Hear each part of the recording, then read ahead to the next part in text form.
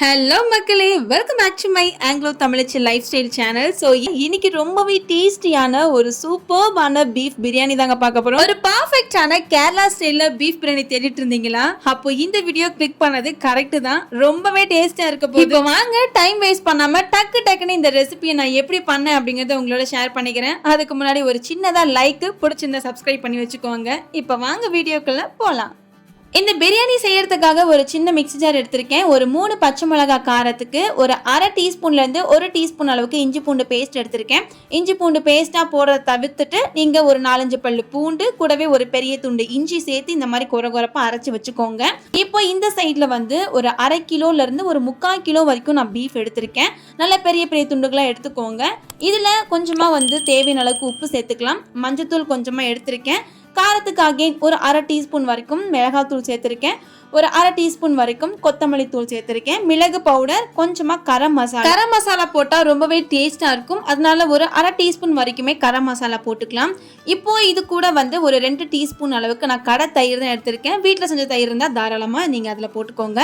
இப்போ ஒரு பெரிய சைஸில் உள்ள தக்காளியை குட்டி குட்டியாக சாப் பண்ணி போட்டிருக்கேன். நம்ம அரைச்சிருக்க இந்த பச்சை மிளகாய் இஞ்சி பூண்டு பேஸ்ட் இது எல்லாமே இதில் ஆட் பண்ணிவிட்டு இப்போது கரண்டி வச்சு நல்லா மிக்ஸ் பண்ணிக்கோங்க. கரண்டியை தவிர்த்துட்டு நீங்கள் கையில் கூட வச்சு நல்லா மிக்ஸ் பண்ணிட்டீங்க அப்படின்னா ரொம்பவே நல்லா இருக்கும்.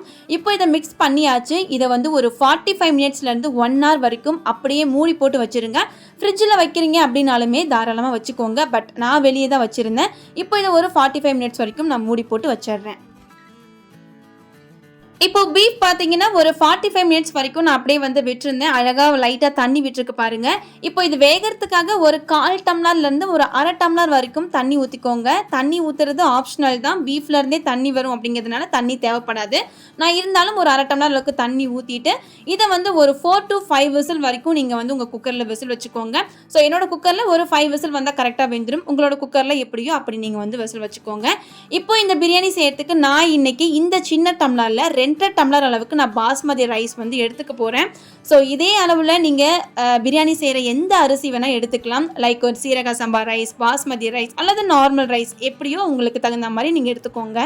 இப்போ எடுத்த இந்த ரைஸை ஒரு 2 டைம் அளவுக்கு நல்லா வாஷ் பண்ணிவிட்டு இதை ஒரு 10லேருந்து 15 நிமிஷம் போல் நான் ஊற வச்சுக்கிறேன். அந்த அளவுக்கு ஊறணும் அப்படிங்கிறது கிடையாது. ஸோ அங்கே ஊறிட்டு இருக்க கேப்பில் மற்ற ஐட்டம்லாம் நம்ம ரெடி பண்ணிக்கலாம். ஒரு பெரிய கப்பில் கொத்தமல்லி, புதினா இலை ரெண்டையுமே நல்லா வாஷ் பண்ணி கட் பண்ணி வச்சுருக்கேன். இங்கே ஒரு பெரிய சைஸில் உள்ள 4 வெங்காயத்தை ஸ்லைஸ்டாக கட் பண்ணி எடுத்திருக்கேன். இப்போ இந்த சைடில் நான் ஆல்ரெடி ஃப்ரை பண்ண ஆயில்லையே இந்த பிரியாணிக்கு தேவைப்படுற அளவுக்கு முந்திரி, திராட்சை இது எல்லாமே ஃப்ரை பண்ணுறதுக்காக ஃப்ரை பண்ணிட்டு இருக்கேன். இந்த பிரியாணிக்கு இந்த முந்திரி, ஏலக்காய், திராட்சை தாங்க ரொம்பவே ஹைலைட்டாக இருக்க போகுது. அதனால தாராளமாக இதை நம்ம ஃப்ரை பண்ணி எடுத்து வச்சுக்கலாம்.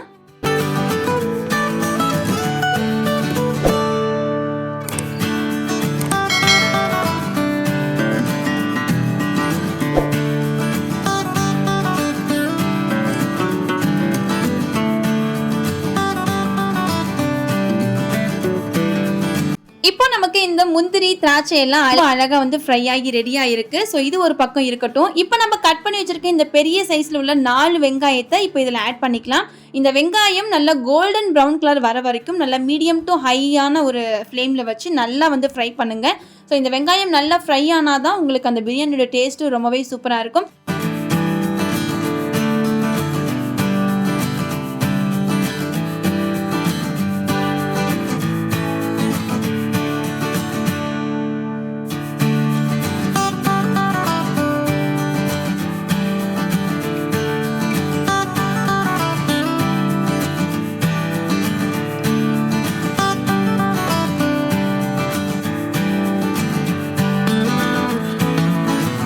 இப்போ பாருங்க, நம்ம போட்டிருந்த இந்த வெங்காயம் எல்லாமே ஓரளவுக்கு நல்ல கோல்டன் ப்ரௌன் கலர்ல வந்துருச்சு. இதுக்கு மேல நீங்க விட்டீங்கன்னா கண்டிப்பா கருகிடும். ஸோ இந்த ஸ்டேஜில் எடுத்துடலாம்.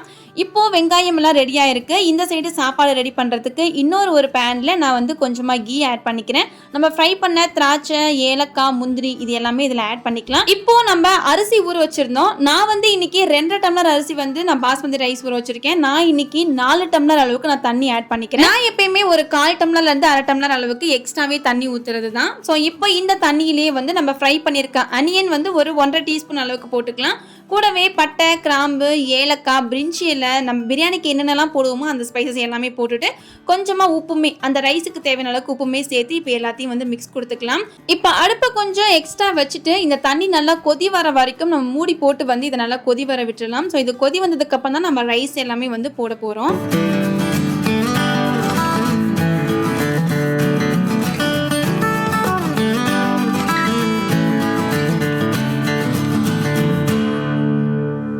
இப்போ பாருங்க ஒரு 5 மினிட்ஸ்ல தண்ணி நல்லாவே கொதி வந்துருச்சு. இப்போ நம்ம ஊற வச்சிருந்த பாஸ்மதி ரைஸை இப்போ இதில் ஆட் பண்ணிக்கலாம். ஸோ ரைஸ் ஆட் பண்ணிட்டு ரொம்ப வந்து கரண்டி வச்சு மிக்ஸ் பண்ண வேண்டாம். ஒரு 2 to 3 டைம்ஸ் மட்டும் இந்த மாதிரி நல்லா மிக்ஸ் கொடுத்துட்டு இப்போ இதை அப்படியே வந்து பார்த்தீங்கன்னா மூடி போட்டு ஓப்பனில் இந்த மாதிரி நீங்கள் வந்து மாற்றி மாற்றி வேக வைங்க. அப்போ தான் இது வந்து அழகாக வெந்து வரும். ஸோ அப்பப்போ கரண்டி மிக்ஸ் பண்ணாமல் அப்படியே நீங்கள் ஃப்ரீயாக விட்டுட்டீங்க அப்படின்னா அது நல்லாவே வந்து வெந்து வந்துடும். நம்ம போட்டிருந்த தண்ணியெல்லாம் பாருங்கள் சூப்பராக வந்து எல்லாமே வத்திடுச்சு.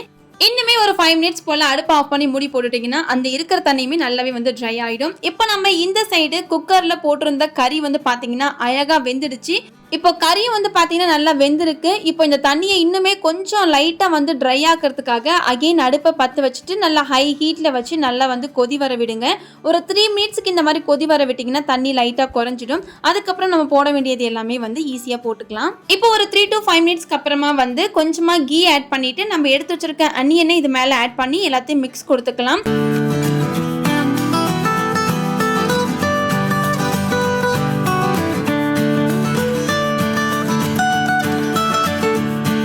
இந்த வெங்காயம் கறியோட நல்லா மிக்ஸ் ஆகிற அளவுக்கு ஒரு 2 to 3 மினிட்ஸ் அகெயின் வந்து மிக்ஸ் கொடுத்துக்கோங்க.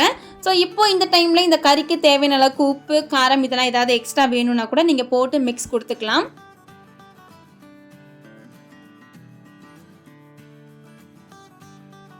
இப்போ நம்ம பொடி பொடியாக கட் பண்ணி வச்சிருக்க இந்த புதினா, கொத்தமல்லி இது எல்லாமே இதில் ஆட் பண்ண போகிறோம். ஸோ நான் இந்த புதினா, கொத்தமல்லி ஆட் பண்ணும்போது நான் வீடியோ எடுக்க மறந்துட்டேன். அதனால் இப்போ போட்டதுக்கு அப்புறம் தான் வீடியோ வந்து கவர் ஆகிருக்கு.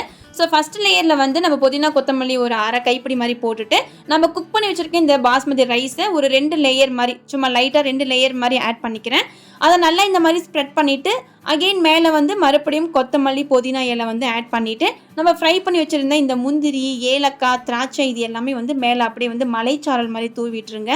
அகெயின் இதே ப்ராசஸ் தான் நம்ம வந்து ரிப்பீட் பண்ண போகிறோம். ஸோ புதினா, கொத்தமல்லி போட்டதுக்கப்புறம் அகெயின் மேலே மறுபடியும் கொஞ்சமாக ரைஸ் ஆட் பண்ணிவிட்டு மறுபடியும் கொத்தமல்லி, புதினா, திராட்சை, ஏலக்காய், முந்திரி இதெல்லாம் போட்டு நம்ம லாஸ்ட்டாக வந்து முடிக்க போகிறோம். ஸோ இதே தான் ரிப்பீட் பண்ண போகிறோம். உங்களுக்கு எந்த அளவுக்கு வேணுமோ அந்த அளவுக்கு நீங்கள் லேயர் ஃபார்ம் பண்ணிக்கோங்க. ஸோ ரொம்பவே நல்லாயிருக்கும்.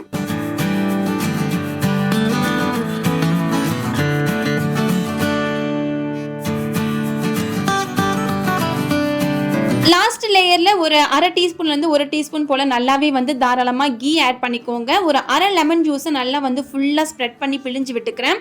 இப்போ பிழிஞ்சிட்டு இப்போ நம்ம குக்கரை மூடிட்டு விசில் போடாமல் ஒரு 20 மினிட்ஸ்க்கு அப்படியே வந்து மீடியமான ஹீட்டில் விட்டுருங்க. இப்போ சரியாக 20 மினிட்ஸ் ஆயிடுச்சு. இப்போ நம்ம பிரியாணி ஓப்பன் பண்ணி பார்க்கலாம். நம்ம போட்டிருந்த இந்த முந்திரி, ஏலக்காய், கீ, இந்த லெமன் ஜூஸ் இது எல்லாமே மிக்ஸ்டில் ஒரு சூப்பரான ஒரு ஃப்ளேவர் ஸ்மெல் வரும். ஸோ இப்போ பாருங்கள் நம்மளோட ரைஸ் எல்லாம் எந்த அளவுக்கு சூப்பராக அழகாக உதிரி உதிரியாக இருக்குது. அதே இப்போ நம்ம அடியில் போட்டிருந்த அந்த கிரேவி, கறி எல்லாம் பாருங்கள் அழகாக எடுத்து விட இந்த மாதிரி அழகாக நமக்கு கிடைக்குது. இதை நீங்கள் அப்படியே கொட்டிடக்கூடாது. இந்த மாதிரி தான் நீங்கள் எடுத்து சர்வ் பண்ணுற மாதிரி வரும். நானும் இந்த பிரியாணி இப்போ தான் ஃபர்ஸ்ட் டைம் பண்ணுறேன். எனக்கு ரொம்ப ரொம்ப பிடிச்சிருந்தது. மூணார் போயிட்டு நாங்கள் சாப்பிட்ட பிரியாணி ரொம்ப பிடிச்சி போய் இன்ஸ்பயர் ஆகி தான் நான் இதை வீட்டில் செஞ்சுருந்தேன். அவ்வளோ டேஸ்ட்டாக வந்திருந்தது. ஸோ எனக்கே ரொம்ப டேஸ்ட்டாக வந்திருந்தது. கண்டிப்பாக நீங்களும் இதை ட்ரை பண்ணுங்கள். அம்மோட டேஸ்ட்டுங்க அடிப்பொலியாக இருந்தது. கண்டிப்பாக இந்த ரெசிபியை நான் முடிஞ்ச அளவுக்கு கிளியராக ரொம்பவே எக்ஸ்பிளைன் பண்ணியிருப்பேன்னு நினைக்கிறேன். ஸோ உங்களுக்கே இந்த மாதிரி வீடியோஸ்லாம் பிடிச்சிருக்கு அப்படின்னா மறக்காமல் நம்ம சேனலை சப்ஸ்கிரைப் பண்ணிக்கோங்க. மறக்காமல் ஒரு சின்னதாக லைக் மட்டும் கொடுத்துருங்க. உங்களை மாதிரி நிறைய பேர் பார்க்கறதுக்கு ரொம்பவே ஹெல்ப்ஃபுல்லாக இருக்கும். இதே மாதிரியான ஒரு சூப்பர் வீடியோவில் vlog-ஓட நான் வந்து உங்களை மீட் பண்ணுறேன். So until then bye from Mangalore Tamil Lifestyle. Bye bye friends.